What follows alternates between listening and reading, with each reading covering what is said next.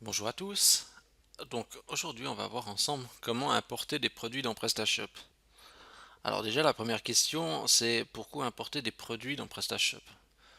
Bien déjà pour surtout c'est gagner du temps en fait pour éviter d'avoir à faire la saisie manuellement de chacun des articles et devoir aller dans chaque fiche produit créée manuellement. Donc l'importation de produits permet de gagner du temps à la saisie des articles. Alors, en standard, c'est vrai que moi, souvent, j'utilise quand même Store Commander pour importer des articles, hein. Donc, Store Commander, pas faire de publicité, mais bon, c'est vrai que moi, j'utilise cet outil, il est assez performant pour faire justement des importations de produits. Donc ça, c'est si vous avez besoin d'un outil un peu confirmé. Ici, on va essayer de faire avec ce qu'on a sous la main. Ben, on va faire en mode systemd. Et ben, on va essayer de faire ça. Donc, en principe, on fait l'importation de produits, c'est au démarrage de la boutique, hein, quand la boutique est vide, parce qu'il faut éviter de trop faire de l'improvisation dans l'importation de produits quand on a déjà des gros fichiers ou des gros articles, enfin des grosses boutiques avec plein de produits déjà en place. D'importer un fichier comme ça dedans à l'improviste, c'est mieux pas. C'est important d'y aller de manière assez sécuritaire pour éviter, on va dire, les conflits. Donc, ce qu'on va faire, c'est on va déjà regarder, on va aller dans l'outil en fait d'importation de PrestaShop, donc dans les paramètres avancés et importés. Et qu'est-ce qu'on constate? Ben, on constate déjà qu'on peut importer plein de choses, hein. Les catégories, les produits, les déclinaisons des clients, etc., des adresses, des marques, des fournisseurs, des alias et même des coordonnées magasins. Alors, ce qu'on va faire, c'est on va surtout se concentrer ici, on va faire un test d'importation de produits parce que c'est ça surtout qui est vraiment demandé par les clients. Donc quand je choisis le type de fichier, un type d'élément importé produit, ben on voit les champs disponibles qui apparaissent à droite et PrestaShop a bien fait les choses parce que il nous propose un exemple de fichier produit. Alors je le télécharge. Alors, je sais pas tout le monde met les pinceaux. Alors, déjà, quand on fait des imports, etc., il faut être un petit peu organisé, parce que sinon, après, on ne sait plus où on donne la tête. Donc, déjà, j'ai mon fichier original ici, donc je l'ai mis dans un dossier que j'appelais export, qui est mis sur le bureau. J'ouvre mon fichier CSV, voilà. Et en fait, donc dans mon fichier CSV, c'est comme un fichier Excel, c'est la même chose, hein. Donc dans mon fichier CSV, ben, j'ai plein de colonnes qui correspondent en fait à toutes les coordonnées de l'article. Donc si on regarde, on voit qu'on a par exemple l'identifiant du produit, on a s'il est actif, on a le nom, la catégorie, le prix. Donc en fait vous allez chaque fois deviner, hein, il faut regarder le titre de la colonne, vous allez deviner qu'est-ce que c'est dedans. Voilà, on regarde un petit peu les infos, ben, vous voyez le poids, ce genre de choses. Alors, on va faire comme bah, déjà, ce qu'on va faire, on va faire l'exercice le plus basique pour commencer. Ça veut dire que on va importer le fichier tel quel. On va rien changer, on va l'importer juste comme ça. Donc en dessous, on a des réglages qu'on peut dire supprimer les articles, supprimer l'ensemble des produits avant import. On met oui. Forcer les identifiants, on va laisser non. Ah non, je crois qu'on... Attendez, on va quand même réfléchir 2 secondes avant de lancer le truc, parce qu'on forçait les identifiants. Ouais, les identifiants sont déjà définis, alors on va mettre oui. Mettons oui pour les identifiants. Et on va sélectionner notre fichier. Donc le fichier qui est qui est export. Donc je prends mon fichier export, import. Et bah, je vais sélectionner mon fichier. Donc ça c'est ce que je viens d'exporter de PrestaShop. Je fais suivant. Oui, oui, je vais supprimer l'identité des produits. Alors, ce qu'on voit, c'est qu'à l'étape 1, bah, en fait, il fait le mapping, donc ça veut dire qu'il fait la correspondance de chacune des colonnes. Il correspond, bah, on a une liste déroulante et on fait correspondre chaque colonne au champ PrestaShop.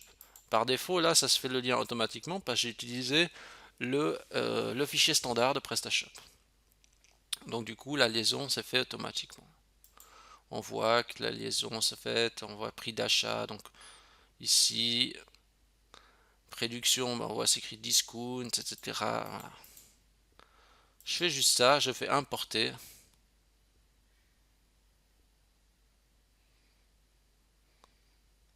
Et c'est écrit données ont été importées.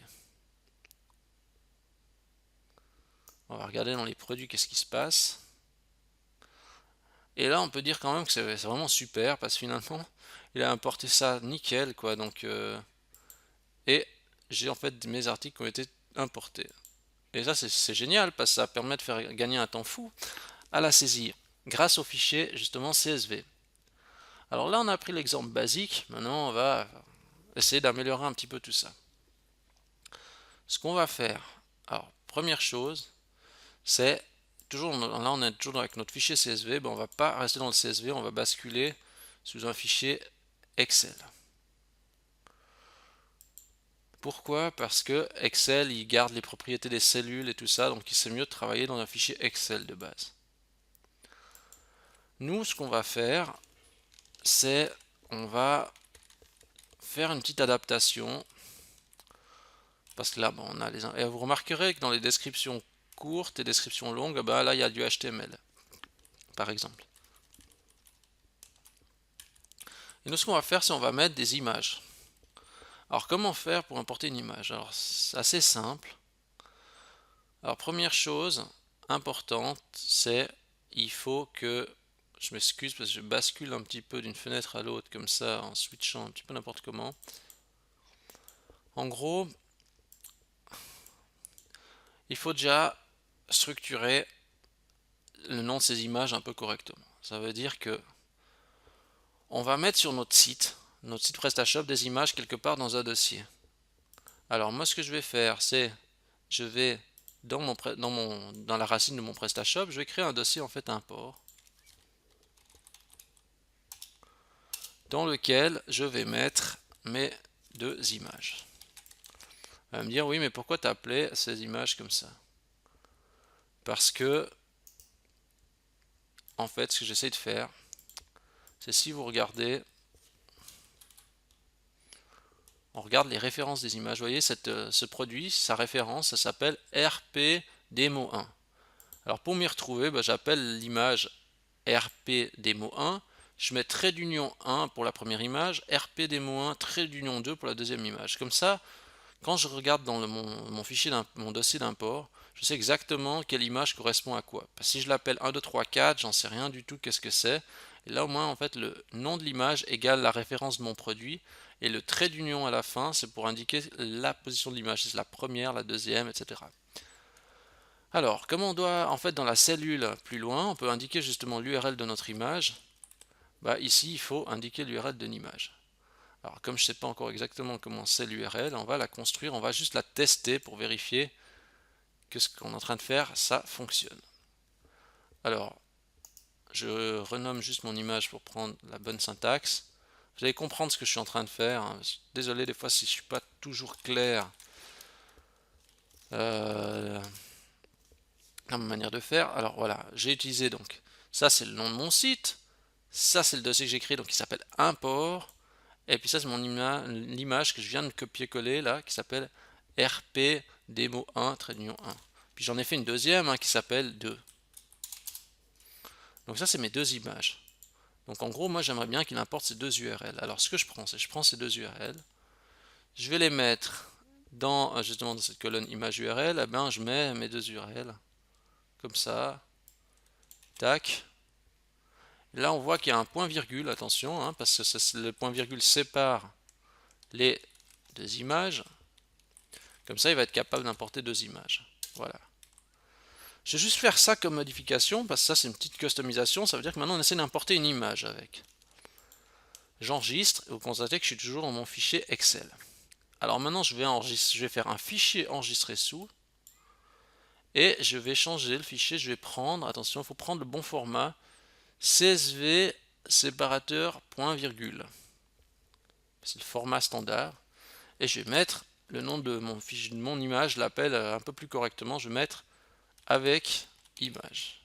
Avec Ouais, bon, avec image. Comme ça, je sais exactement ce que c'est.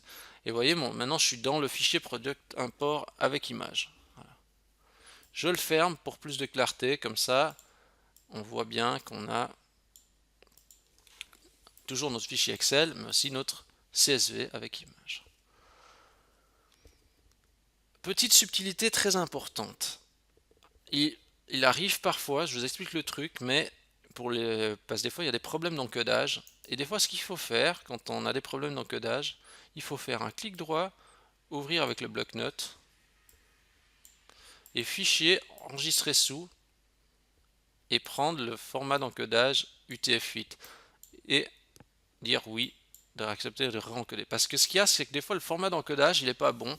Donc du coup, en faisant cette manipulation de fichier enregistré sous avec le notepad et en remettant le UTF-8, ben, ça permet d'avoir un bon mécanisme d'import.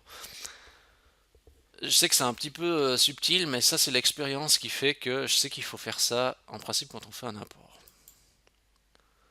Alors maintenant j'essaie de réimporter mon fichier, je prends le produit avec image, il y aura peut-être des erreurs, hein, parce que ça c'est le coup classique.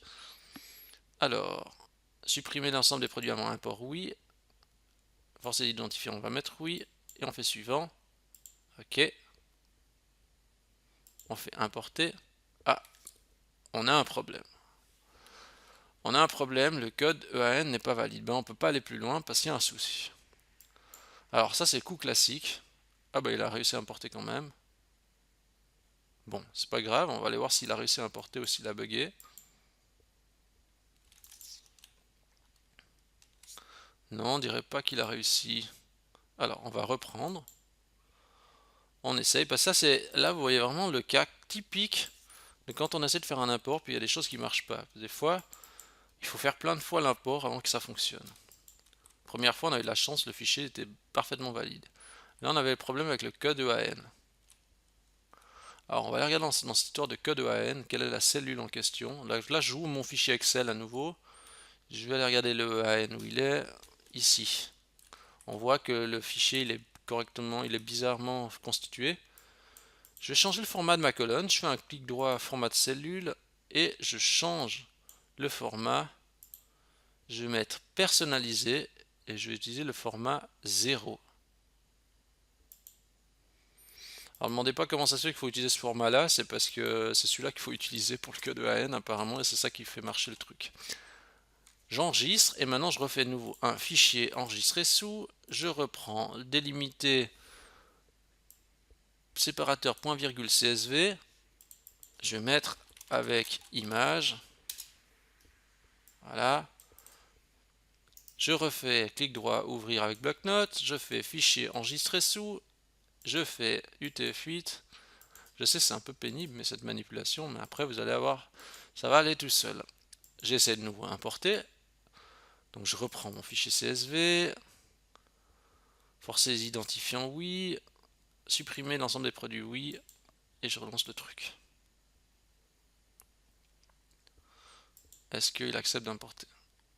Et on a un nouveau problème, c'est que available date n'est pas valide. Bon, il veut pas quoi. Alors on reprend. Alors je sais que c'est énervant, hein, bien sûr, mais des fois, quand on doit faire ça pour des clients, ben, j'ai pas voulu le faire tout de suite parce que je savais qu'il y avait ce problème. Quand j'ai fait les tests, j'ai déjà vu ça, mais ben voilà. Alors ce que je vais faire ici, c'est que je vais vider ces dates là. En tout cas, les deux dates, produit de création et produit de disponibilité. Je shoot, je vide ces cellules. Je suis bien dans mon fichier Excel, oui, et je refais fichier enregistré sous. Je reprends CSV point virgule. Faut bien prendre point virgule, hein. Je sais que c'est très énervant de voir chaque fois ces mêmes manipulations, mais il n'y a pas de secret, hein. C'est vraiment du refait et refait. Fichier enregistré sous, format UTF-8, on récrase.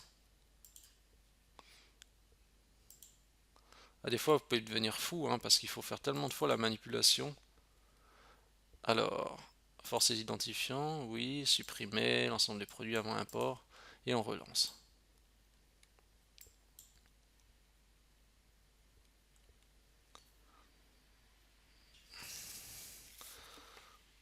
Alors là, cette fois-ci, ça a passé avec succès, donc ça, c'est plutôt une bonne nouvelle. Qu'est-ce qui se passe? Et là, vous voyez que l'image est apparue. Donc ça, c'est plutôt vraiment une bonne chose. On va aller voir qu'est-ce qu'il y a dedans. Ah, c'est encore même mieux, vous voyez, il y a même les deux images qui sont venues. Alors, ça marchait quasiment du premier coup. Je fais visualiser. Et voilà, c'est super, on a deux images. Et on a pu faire tout ça avec notre fichier Excel. Donc ça, c'est vraiment génial. Et aussi, j'ai pas spécifié, mais quand on a fait l'import, les catégories ont été automatiquement créées. Vous voyez, par exemple, iPod, laptop, etc., accessories, ben, il n'y avait pas, et il a créé tout seul parce qu'il a vu que la catégorie n'existait pas. Donc, il a été très intelligent, il a réussi à faire ça tout seul.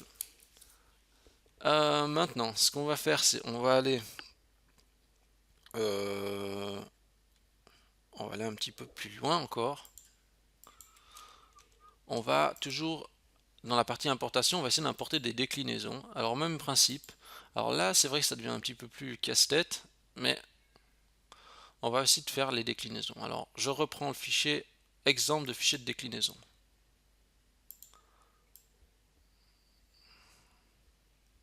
Que je vais mettre avec mon pack ici. Qu'est-ce qu'il est où? Voilà. Alors, j'ouvre le fichier.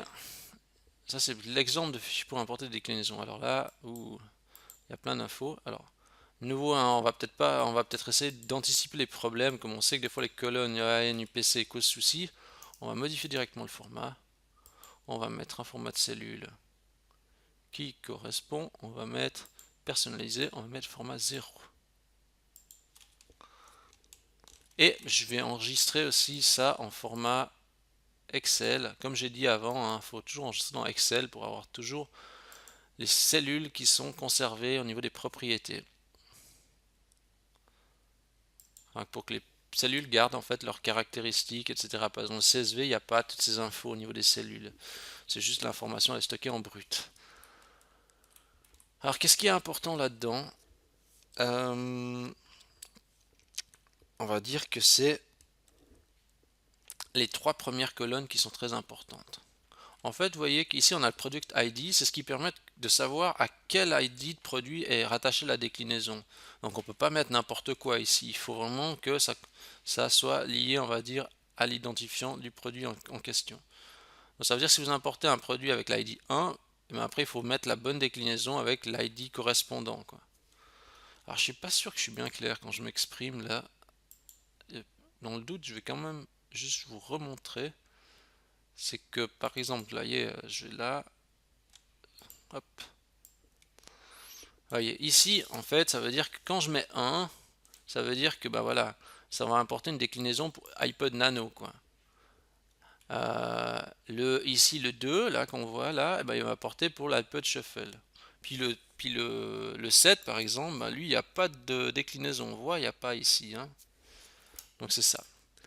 L'autre point important, c'est ici, on voit dans attribut et value, eh bien, vous voyez que la structure est quand même assez compliquée parce on a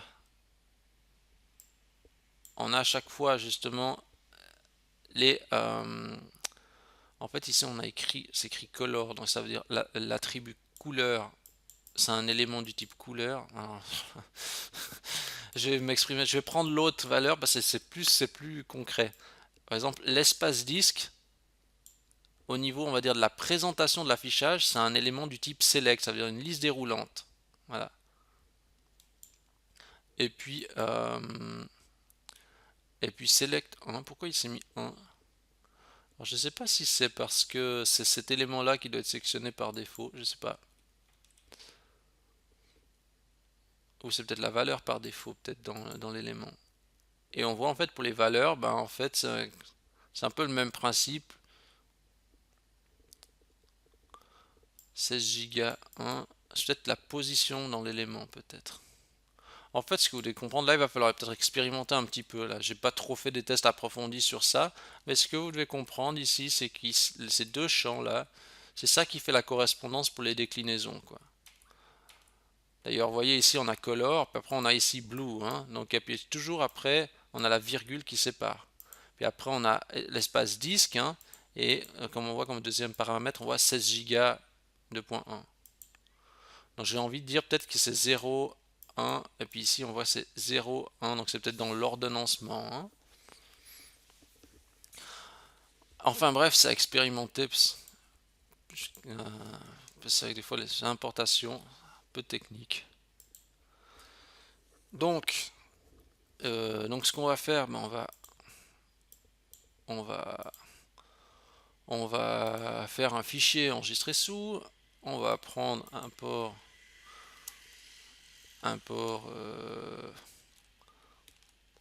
Je vais l'appeler custom parce que le fichier import CSV il existe déjà.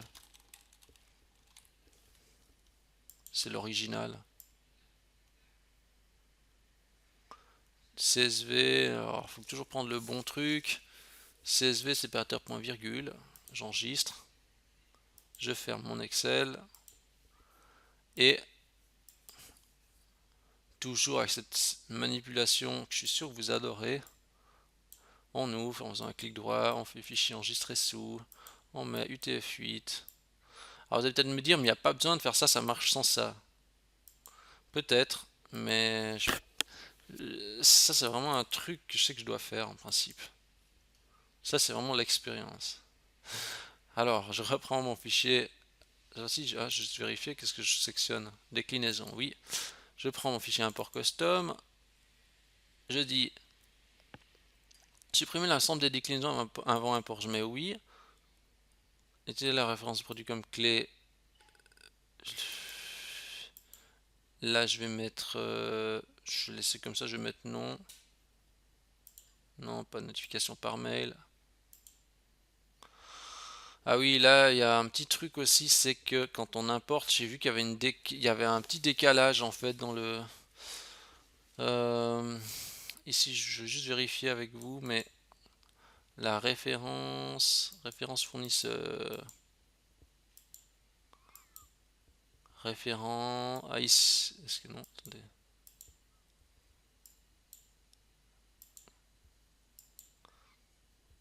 est-ce que c'est référence fournisseur ou c'est la référence? En fait, il faut bien regarder parce qu'ici, je sais qu'il y a un problème, il y a un décalage dans les cellules, alors je suis obligé de décaler tout d'un cran, je sais pas pourquoi, mais j'ai vu ça aussi quand j'ai fait mon test de mon côté. Impact sur le poids, c'est quoi ce truc? Combinaison date. Oh, en principe, si je me décale juste d'un cran, ça doit jouer. Peut-être chez vous ça sera bon, hein, peut-être, hein, quand vous ferez le test, mais chez moi je sais pas, c'est pas ok.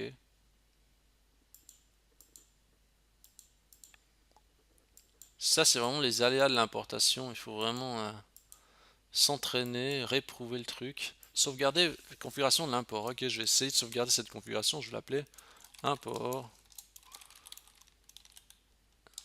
Alors je vais mettre déclinaison sans accent parce que des fois ça peut bugger, et la fois c'est un accent si je fais ça.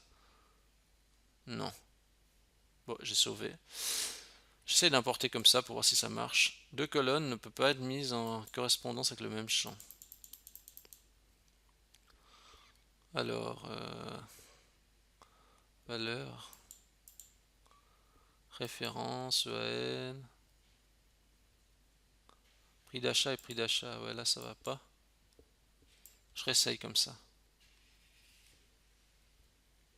Ah, je vais peut-être juste sauver ce paramètre et je remporte. Ah, je sais pas, ça marche pas. Hop.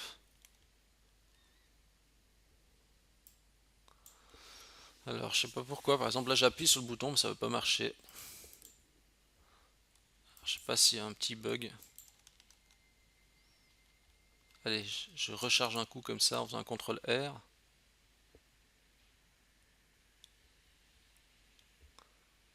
Ces petits aléas, hein, du problème des fois de l'importation.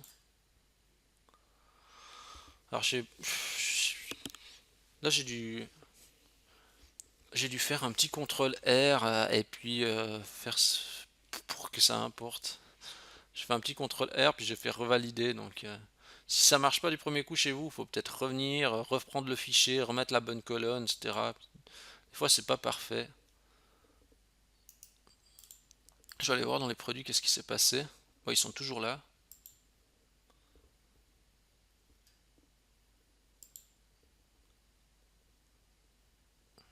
Et c'est super parce qu'il y a les déclinaisons qui sont là en plus. Ça, c'est plutôt une bonne chose.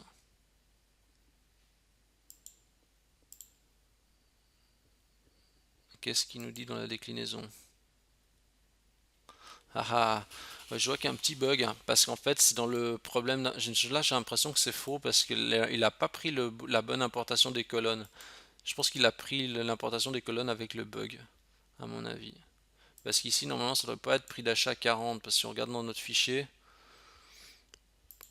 euh, si on regarde dans notre fichier d'importation custom, attention produit import, ah pardon, combination import. 40 c'était l'impact sur le prix du truc, et puis là je vois que c'est 40, c'est le prix d'achat. Ouais, il y a eu le bug de la colonne quoi. Bon. Euh, ok. Mais ça c'est en fait c'est le fichier était juste.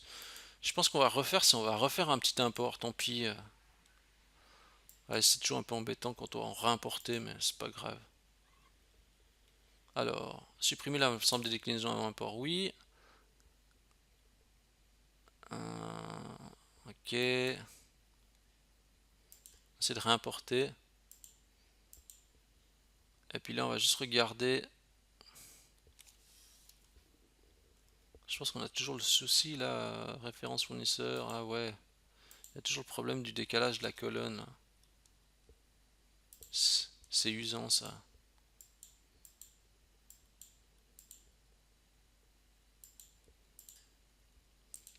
Je sais que c'est un peu embêtant que je dois refaire ça plusieurs fois, mais ça c'est vraiment le truc de la réalité, hein. Ça c'est.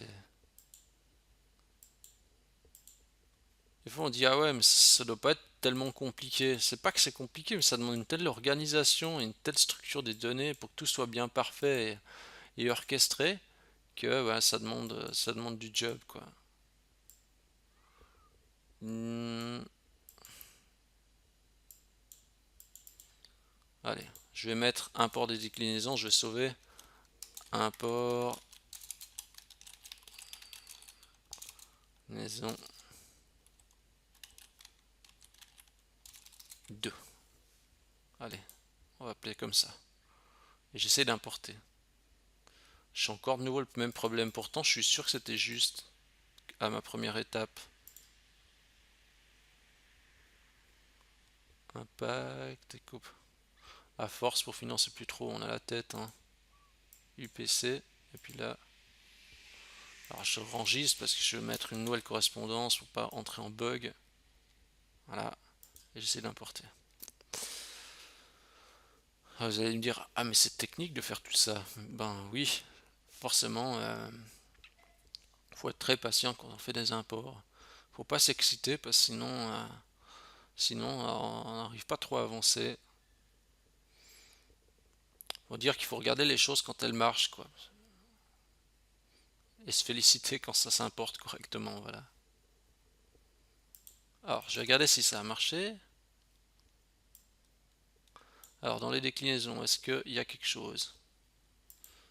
Je retourne. Déclinaison. Ah, on aime mieux. Vous voyez ici, il y a par exemple l'impact sur le prix. On voit qu'un 16 Go, il est plus cher qu'un 8 Go. Donc là, ça a marché. La correspondance a joué. Et puis on voit les quantités en stock et tout ça. Donc c'est super, là on a l'import qui joue. Bon, bah, je crois que vous avez compris le principe. Après, c'est vraiment, il faut expérimenter le truc. Et on va voir encore une dernière chose ensemble, c'est comment mettre à jour un produit. Je vais reprendre mon article product import, enfin mon fichier CSV product import. Et là, ce que je vais faire, c'est je vais euh, je vais en fait changer le nom. Je vais l'appeler iPod Nano. Je vais l'appeler iPod Super Nano. Voilà. J'ai juste un petit changement tout basique. Et je refais fichier enregistré sous dans le format CSV parateur point virgule. J'enregistre. Ah, attention, non, je vais pas faire ça. Je vais mettre import, je vais mettre update. D'où l'importance de toujours donner des noms un peu différents puis soient explicites. Même si update n'est pas forcément explicite.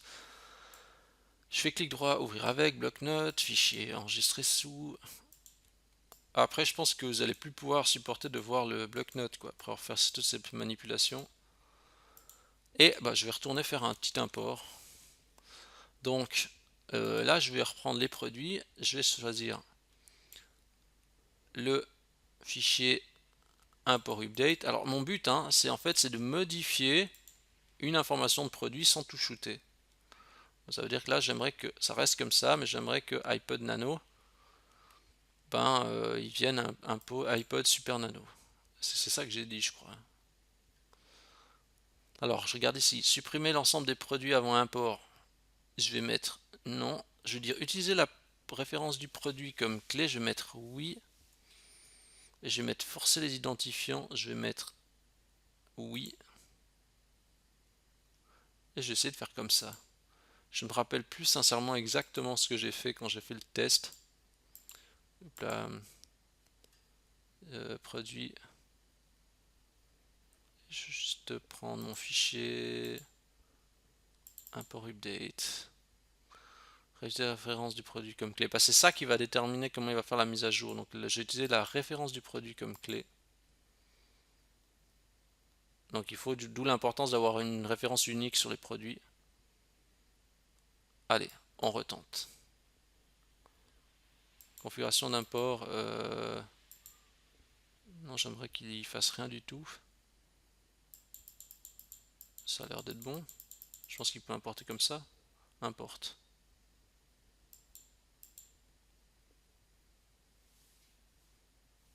Ok, je regarde juste qu'est-ce qu'il me fait. Bon, voilà, ça a écrit iPod Super Nano. Donc apparemment, ça a l'air d'avoir fonctionné. Mon article s'appelle iPod Super Nano. Je vais dedans. Et j'ai toujours mes déclinaisons que j'ai importées avant. Ça a l'air d'avoir joué. Ben voilà, ben je crois que j'ai fait le tour hein, de l'importation. Après, il y a d'autres trucs qu'on peut importer, mais là je vais montrer les produits parce que c'est vraiment ce qui est souvent demandé de la part des clients. Alors, je dis pas que c'est simple, hein, je veux dire, importation, c'est souvent plein de questions, c'est plein d'interrogations, c'est très long parce qu'il faut structurer les fichiers, il faut importer plein de fois pour tester, mais vous voyez que ça marche. Donc du coup, vous avez comme ça les bases pour le faire. Ce que je dois souligner, c'est aussi l'effort louable de PrestaShop qui a quand même bien amélioré son système d'importation. Je trouve que ça marche assez bien. Les fichiers d'exemple fournis fonctionnent, mais c'est sûr que c'est du travail. Après, ce qu'on peut reprocher encore, c'est peut-être ils auraient dû, dans le système d'importation, ne proposer la langue du fichier, ils auraient dû mettre ça plutôt dans un paramètre du fichier. Je vois pas pourquoi on doit mettre la langue du fichier ici dans l'import. Il y a certainement une raison, mais je sais pas laquelle, mais on aurait pu imaginer ça comme paramètre dans le fichier. Donc voilà, bah, je crois qu'on a fait le tour. Si vous avez aimé cette vidéo, je vous invite à la liker. Si vous avez des commentaires, si vous avez déjà expérimenté des imports, vous avez galéré, ou bien si justement vous avez trouvé ça ultra simple, n'hésitez pas à laisser un petit message en dessous. Si vous avez aimé cette vidéo et que vous trouvez ça super, n'hésitez pas à vous abonner à ma chaîne YouTube, ça me fait toujours plaisir quand j'ai un nouvel abonné. Donc voilà, ben merci à tous d'avoir suivi la vidéo, et sur ce, je vous dis à la semaine prochaine.